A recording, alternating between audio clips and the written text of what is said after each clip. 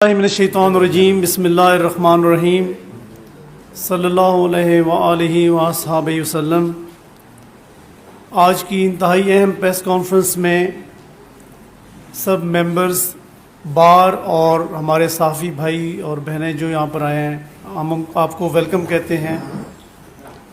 اور آپ کا شکریہ ادا کرتے ہیں کہ شارٹ نوٹس پر آپ تشریف لائے۔ آج کا جو ہمارا عنوان ہے وہ 9 مئی کے جو کیسز ہیں ان کے حوالے سے کل 2 ججمنٹس آئی ہیں سرگودا کی اینٹی ٹیررسٹ کورٹ سے، اور لاہور کے جو 14 مقدمے ہیں ان میں سے ایک مقدمہ 97/23 جس کے نتیجے میں پی ٹی آئی کی لیڈرشپ سمیت ٹوٹل 47 جو باقی کارکنان ہیں ان کو سزا دیا گیا۔ میں تھوڑی سی ڈیٹیل پہلے بتاؤں گا۔ اس سے پہلے کل جو ہماری پریس کانفرنس تھی وہ ایک دوسرے عنوان پہ تھی، لیکن اس میں بھی ہم نے اپنے جو خدشات تھا ان کا اظہار کیا تھا کہ جس طرح یہ پیچھے مہینے ڈیڑھ سے یہ ٹرائل کنڈکٹ کیا گیا رات 12 بجے تک، اور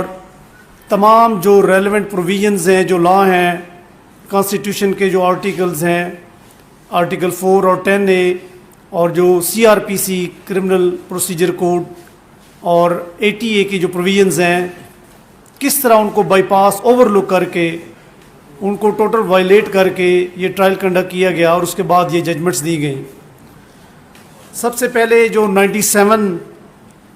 FIR ہے پولیس اسٹیشن سرور روڈ پر، اس میں یہ اکرنس ہوئی تھی شیر پاؤ برج کے نیچے۔ 9 مئی والے جو ٹوٹل 14 مقدمات ہیں لاہور میں، ان میں سے یہ پہلا مقدمہ جس کا فیصلہ ہوا ہے۔ اس میں ٹوٹل ایکیوز پرسنز تھے 14، اور جس میں کنوکشن ہوئی ہے اس میں سے 8 ایکیوز پرسنز کی، جس میں شامل ہیں ڈاکٹر یاسمین راشد صاحبہ، محمود الرشید صاحب، اعجاز چودھری صاحب، عمر سرفراز چیمہ صاحب، عظیم پہاٹ ایڈوکیٹ صاحب، افضال عظیم پہاٹ صاحب، اور ان کے بھائی خالد عظیم پہاٹ صاحب یہ بھی ایڈوکیٹ ہیں، علی حسن ایڈوکیٹ اور ریاض۔ یہ 8 پرسنز جو ہے اس میں ان کی کنوکشن ہوئی ہے، اور سب کو 10 سال۔ اور جو اس میں 6 ایکیوز پرسنز اس میں جو ایکوٹ ہوئے ہیں ان میں شاہ محمود قریشی اور حمزہ پہاٹ جو افضال عظیم پہاٹ صاحب کے بیٹے ہیں، ہمارے بھتیجے ہیں، آج ہم میں موجود بھی ہیں،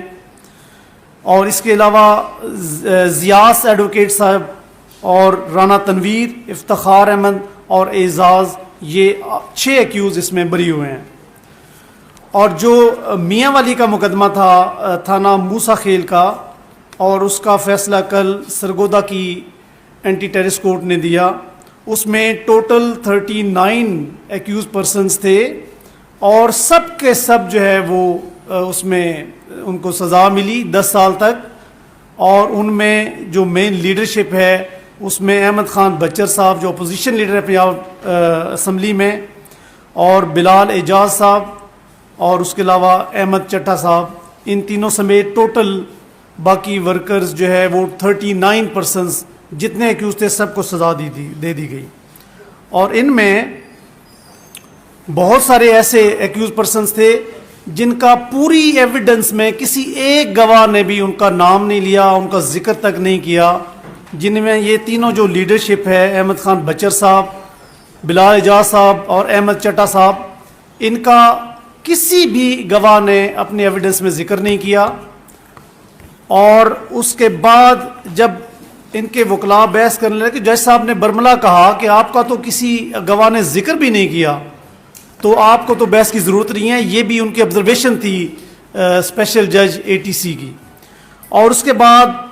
آپ دیکھیں کہ جو ججمنٹ میں ان تینوں کے بارے میں جو ریلیونٹ میں 1-2 سینٹنسز ہے وہ میں پڑھوں گا کہ کس طرح ان کو سزا دی گئی۔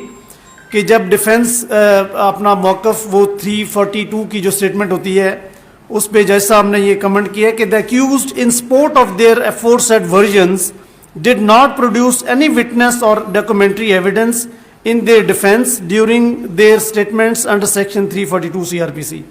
Though the accused person denied from their any connection with the occurrence, but they even did not opt to rebut at this stage from their affiliation with PTI. So there is weight in prosecution, in contention of prosecution side, that they belong to PTI, and due to their affiliation they committed the occurrence on the instigation of their leadership. دیکھیں جو بنیادی ایک اصول ہے، ایک وضع کر دیا گیا ہے کہ کسی بھی کرمنل کیس کو ثابت کرنا ہوتا ہے، پروسیکیوشن نے اپنی ایویڈنس کے ذریعے، جج صاحب نے اس کو انٹائرلی چینج کر کے اس نے کہا کہ یہ اونس جو ہے یہ ایکیوز پرسنز پہ تھا کہ اپنی وہ صفائی میں ایویڈنس پیش کرتے، ثبوت دیتے، جو کہ انہوں نے نہیں دیا. اور دوسری اہم بات کہ انہوں نے برملا اس کا اظہار کیا ہے کہ چونکہ ان کی ایفیلیشن، آلدو وہ ڈینائی کر رہے ہیں اکرن سے کہ ان کا کوئی تعلق واسطہ نہیں ہے، نہ وہ موجود تھے، لیکن چونکہ ان کی ایفیلیشن ہے پی ٹی آئی کے ساتھ، اس سے انہوں نے انکار نہیں کیا. لہٰذا میں یہ ازیوم کرتا ہوں کہ وہ بھی اس انسٹیگیشن پہ اس اکرنس میں شامل تھے، لہٰذا ان کو 10 سال سزا دے دی گئی.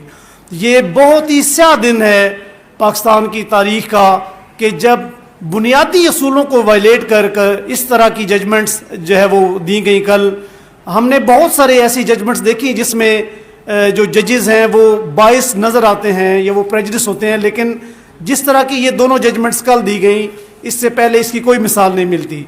اور یہ جب سے یہ ٹرائل پچھلے کو 2 سال سے شروع ہوئے ہیں، یہ مقدمات ہوئے ہیں اور اس کے بعد ٹرائل کا یہ سلسلہ شروع ہوا ہے، اس وقت سے ہمارا جو انسٹانس تھا